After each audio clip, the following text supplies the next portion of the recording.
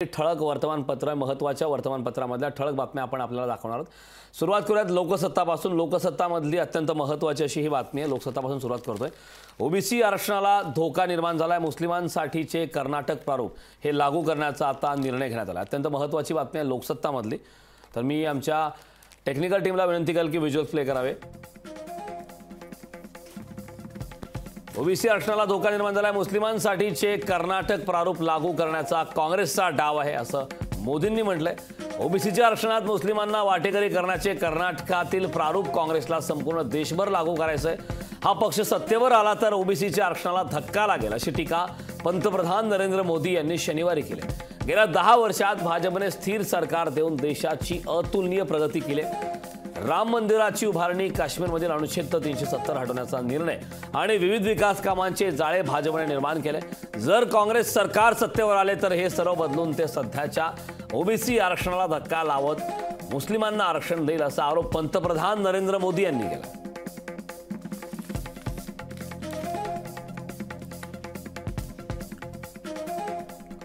आता बातमी आहे महाराष्ट्र टाइम्स मधला जो महत्त्वाचा एक वर्तमानपत्र आहे त्यातली बातमी बघा। कांदा निर्याती संदर्भात बातमी आहे। खरं तर कालचा अख्खा दिवस संपूर्ण दिवस कांदा निर्याती संदर्भात वेगवेगळ्या घडामोडी घडल्याचं पाहायला मिळतंय।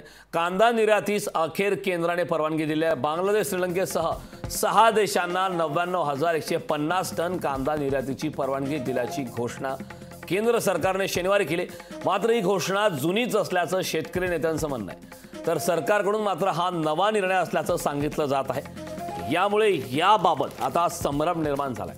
कांद्यावरील निर्यात बंदीमुळे राज्यातील शेतकऱ्यांमध्ये असंतोष निर्माण झाला असताना 2 दिवसांपूर्वी केंद्र सरकारने गुजरातमधील 2000 टन पांढऱ्या कांद्याच्या निर्यातीला अखेर परवानगी दिल्याने महाराष्ट्रातील शेतकऱ्यांमध्ये रोष वाढला होता। त्या पार्श्वभूमीवर केंद्र सरकारने नव्या परवानगीबाबत अधिकृत संकेतस्थळावर पत्रक प्रसिद्ध केलं।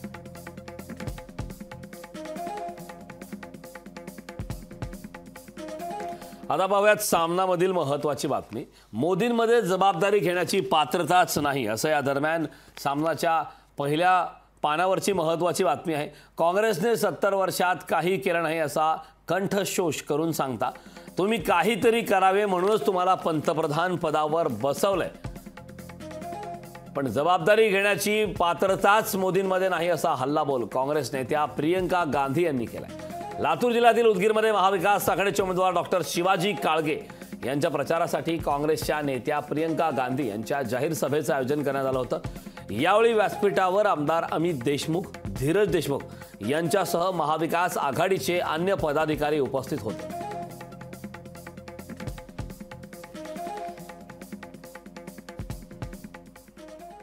आता गुजरात समाचारमधली महत्त्वाची बातमी पाहूया। गुजरात राजस्थानमधून 230 कोटींचे ड्रग्ज जप्त करण्यात आले।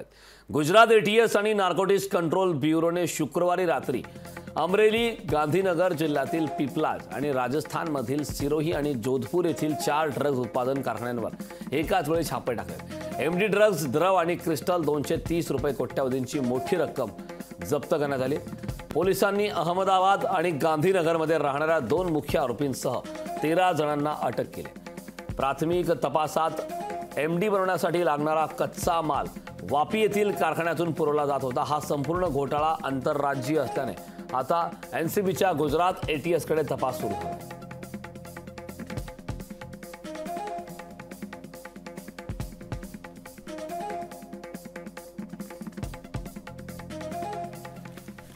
आता बातमी पाहूया टाइम्स ऑफ इंडिया या इंग्रजी वृत्तपत्रामधली अत्यंत महत्त्वाची बातमी आहे। उत्तर मध्य मुंबईमधल्या मतदारसंघामध्ये एक महत्त्वाची बातमी आहे। उत्तर मध्य मुंबईमधून भाजपने 26 आकराचे फिर्यादी निकम यांना उमेदवारी दिली। ज्येष्ठ वकील ॲडव्होकेट उज्ज्वल निकम यांना या ठिकाणी उमेदवारी जाहीर झाली। खरं तर या मतदारसंघात मोठ्या प्रमाणात चर्चा होती।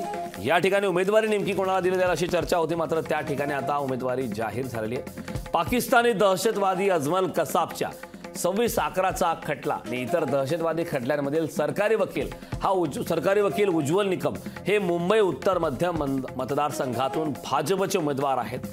त्यांची लढत ही काँग्रेस शहर प्रमुख वर्षा गायकवाड यांच्याशी होणार आहे। भाजपने शनिवारी आपल्या विद्यमान आणि 2 टर्म खासदार असलेल्या पूनम महाजन यांना डावलून निकम यांची निवड केली।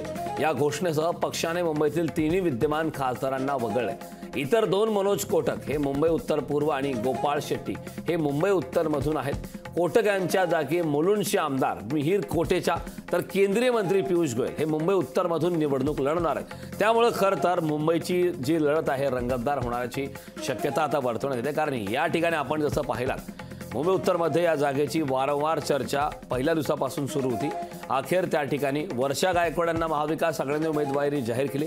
दुसऱ्या दिवशी ॲडव्होकेट उज्ज्वल निकम यांची उमेदवारी आता भाजपच्या वतीनं जाहीर करण्यात आली. मात्र या मतदारसंघात नाराजींची मनधरणी करण्यात महाविकास आघाडी कितपत यशस्वी होते यावरती आगामी काळातलं या मतदारसंघाचं राजकीय समीकरण असणार आहे. लोकशाही मराठी ऐका, पहा, जागरूक रहा.